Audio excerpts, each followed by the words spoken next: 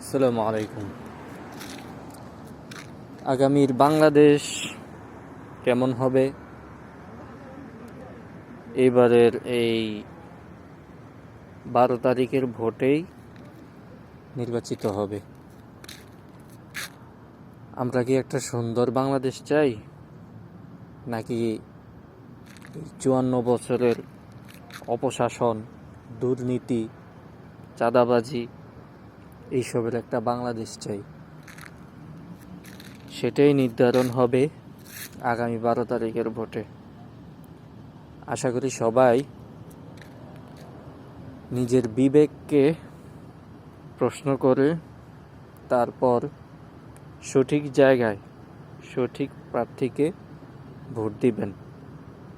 ইনশাআল্লাহ দাঁড়িপাল্লার বিজয় আল্লাহ যদি চায় ইনশাআল্লাহ হবে এবং ইনসাফ ভিত্তিক একটা বাংলাদেশ গঠন হবে। আসসালামু আলাইকুম।